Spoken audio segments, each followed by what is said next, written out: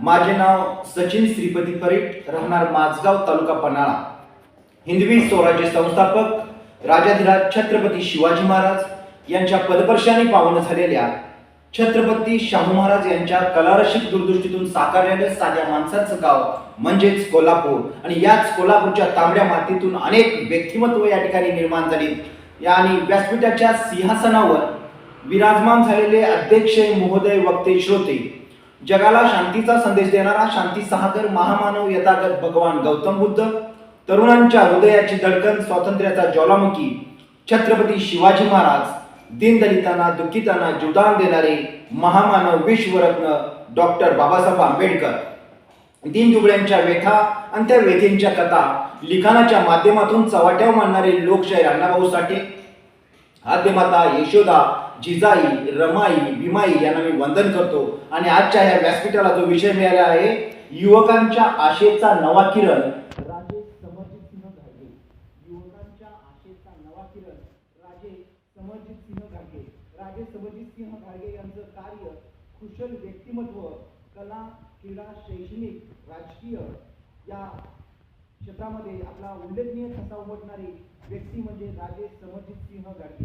कारण उत्तम गुण जितके घ्यावे घेऊन जणांना शिकवावे, उदंड प्रतिसाद करावे परी गुप्त रूपे. चांगले विचार आचार मनामध्ये घेऊन समाजाचा एक सुजाण नागरिक घडवण्याचं काम या ठिकाणी राजे समरजित सिंह घाडगे करत आहेत. आजच्या तरुण पिढीला एक आदर्श म्हणून राजे समरजित सिंह घाडगे आज आपल्या समोर एक आदर्श म्हणून आजच्या तरुण पिढीसाठी आहेत. खरोखर आजच्या तरुणांनी त्यांचा आदर्श घ्यावा, कारण त्यांच्यामध्ये असणारं जिद्द, चिकाटी, संयम या सर्व गोष्टी त्यांनी आत्मसात करून आतापर्यंत त्यांनी या ठिकाणी आपल्या देशाची घोडदौड त्यांनी चालू. आज महाराष्ट्राच्याच नव्हे, देशाचाच नव्हे, तर जगाच्या इतिहासामध्ये आज त्यांचं केलेल्या कार्याची आज या त्यांची नावलौकिक झालेलं आहे. कारण आजच्या तरुण पिढीच्या समोर खरोखर आज संघर्ष आहे, अनेक आव्हानं आहेत. त्या ठिकाणी तुम्ही खरोखर जर आपल्या आदर्श म्हणून जर राजे समरजित सिंह घाडगे यांना आपल्या डोळ्यासमोर ठेवून आपल्या कार्याची जर वाटचाल केली तर 100% तुम्हाला आयुष्यामध्ये यश मिळाल्याच्यावर राहणार नाही. कारण decision plus action is equal to success. तुम्ही निर्णय घ्या, त्याच्यावरती कृती करा, तुम्हाला आयुष्यामध्ये सक्सेस मिळाल्याशिवाय राहणार नाही. फक्त तुम्ही निर्णय घेतला आणि तुम्ही काहीच कृती नाही केली तर आयुष्यामध्ये तुम्हाला सक्सेस मिळणार नाही. कारण आजच्या तरुण पिढी हीच भारताची खरोखर या ठिकाणी आज उद्याची खरोखरची एक संपत्ती आहे. आणि खरोखरच या ठिकाणी आजची तरुण पिढी यांनी कुठेतरी आपली जी संगत आहे, ही संगत चांगल्या लोकांच्या संगती तुम्ही राहणं गरजेचं आहे. जर तुम्हाला चांगली संगत मिळाली तर तुम्हाला चांगल्या लोकांच्या पंक्तीत बसता येईल. कारण भविष्याची माहिती जाणून घेण्यापेक्षा भविष्य घडवण्याची ताकद आजच्या तरुण पिढीमध्ये आहे. आणि खरोखरच या ठिकाणी राजे समरजित सिंह घाडगे एक तुमच्या डोळ्यासमोर आदर्श आहे. तुमच्या आयुष्यामध्ये तुमच्या या ठिकाणी किती जरी संकटे आली तर त्या संकटावर तुम्ही त्या मात करून तुम्हाला पुढलं आयुष्य जगायचं आहे. असं म्हटलं जातं की कितीही संकटे आली तर त्या संकटाच्या ढिगाऱ्यावर मी उभा राहून मी माझ्या ध्येयापर्यंत पोहोचणार आहे. अशी प्रत्येक तरुणाची या ठिकाणी तरुणाने आपल्या संकटाला आव्हान दिलं पाहिजे. या ठिकाणी तर असं म्हटलं जातं की आयुष्याच्या वाटेवरती टाक पाऊल रे जोमानं, आयुष्याच्या वाटेवरती टाक पाऊल रे जोमानं, थकलं जरी तुझं मन श्वास घे रे जोमानं, थकलं जरी तुझं मन श्वास घे रे जोमानं, निधड्या छातीची करून ढाल, पेटव आता तू संघर्षाची मशाल, लाख वादळे आली जरी घे आता तू उंच भरारी.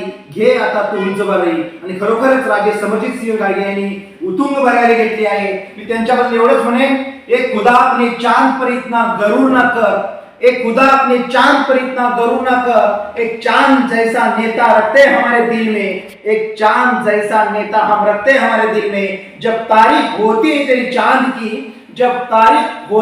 चांद की, लोग मिसाल देते हमारे समरजित सिंह घाडगे की, राजे समरजित सिंह घाडगे की. आणि खरोखर त्यांचं कुशल व्यक्तिमत्व, त्यांचं कार्य आताच्या पिढीला एक प्रेरणादायी आहे. असं म्हटलं जातं की अरे ऊन दोन घास कुणीतरी वाढतंय ना, डोळे ठेवून आपली वाट कुणीतरी पाहतंय ना. मग त्याला दुवा देत बसायचं की शाप देत बसायचं? सांगा कसं जगायचं गाणं म्हणत की कणत. काळ्या कोट अंधारात जेव्हा काही दिसत नसतं, काळ्या कोट अंधारात जेव्हा काही दिसत नसतं, आपल्यासाठी दिवा घेऊन कोणीतरी उभा असतं. मग त्या काळोखात डुबायचं की प्रकाशात उडायचं ते तुम्ही ठरवायचं. सांगा कसं जगायचं गाणं म्हणत म्हणत की करत करत. वाटेवरती चालताना पायात काटे पोचतात हे खरं असतं. वाटेवरती चालताना पायात काटे पोचतात हे खरं असतं. मग फुलं फुलतात काय खोटं असतं? मग फुलासारखं फुलायचं की काट्यासारखं झुरायचं हे तुम्ही ठरवायचं. सांगा कसं जगायचं गाणं म्हणत म्हणत की करत करत. म्हणून आजच्या तरुण पिढीनं आपण ठरवणं गरजेचं आहे. स्वतःचं अस्तित्व आपल्याला या ठिकाणी स्वतःचं अस्तित्व आपल्याला निर्माण करायचं आहे. आपल्या समाजाचं, आपल्या आई वडिलांचं, आपल्या देशाचं, आपल्या राज्याचं नाव जगाच्या इतिहासामध्ये कुठेतरी गाजलं पाहिजे, नाव लौकिक रूपाला आलं पाहिजे. म्हणून या ठिकाणी राजे समरजितसिंह गाडगे यांचा आदर्श तुम्ही घेऊन येणाऱ्या काळामध्ये या आयुष्यामध्ये तुम्हाला या ठिकाणी प्रत्येक पावलावरती त्यांचा आदर्श तुम्हाला महत्वाचा आहे. कारण या ठिकाणी पिंजऱ्यात पाखरं कोंडून कधी पाखरं आपली होत नाहीत. पिंजऱ्यात पाखरं कोंडून कधी पाखरं आपली होत नाहीत. हात बांधून कधी हात गुंफले जात नाहीत. अहो जगात काय काटेरी गुंफेच आहे. अहो जगात काय काटेरी गुंफेच आहे. डोळे उघडून पहा, सर्वांनाच फुलपाखराची पंख आहे. सर्वांनाच फुलपाखराची पंख आहे. प्रत्येकाला या ठिकाणी स्वतःचं अस्तित्व निर्माण करण्याची संधी आहे. आणि आयुष्यामध्ये या संधीचं सोनं करण्याची ताकद फक्त आताच्या या तरुण पिढीमध्ये आहे. आणि खरोखर या ठिकाणी राजे समरजितसिंह गाडगेने केलेले कार्य आणि आजच्या तरुण पिढीसाठी असणारे ते आदर्श याचा विचार करून आजच्या तरुण पिढीनं खरोखर या ठिकाणी आपल्या आयुष्यामध्ये ध्येय गाठायचं आहे. कारण जेवढ्याच तेवढ्या जगण्याला कधी जगणं म्हणता येत नाही. जेवढ्याच तेवढ्या जगण्याला कधी जगणं म्हणता येत नाही. आणि निघून गेलेल्या वेळेला कधी आपलं म्हणता येत नाही. हीच वेळ आहे आयुष्यामध्ये काय ना काहीतरी करून दाखवण्याची. हीच वेळ आहे आपल्याला स्वतःचं अस्तित्व निर्माण करून दाखवायची. आणि हीच वेळ आहे आपल्या देशाचं, राष्ट्राचं, आपल्या गावचं, आपल्या आई वडिलांचं नाव या ठिकाणी नावलौकिक करून द्यायची. म्हणून या ठिकाणी जर आपण बघितलं आजची तरुण पिढी कुठेतरी भरकटत चालली आहे. आणि ह्या तरुण पिढीला व्यवस्थितरित्या यांना त्यांच्या ध्येयापर्यंत पोहोचणं गरजेचं आहे. आणि त्यानंतर आपल्याला या तरुणांना एक आव्हान आहे की येणाऱ्या काळामध्ये प्रत्येकाच्या समोर एक स्पर्धा आहे. त्या स्पर्धेमध्ये कशा पद्धतीने आपल्याला विजय होऊ शकतो यासाठी आपल्याला राजे समरजितसिंह गाडगे यांचं कार्य मोलाचं आहे, त्यांचा आदर्श मोलाचा आहे.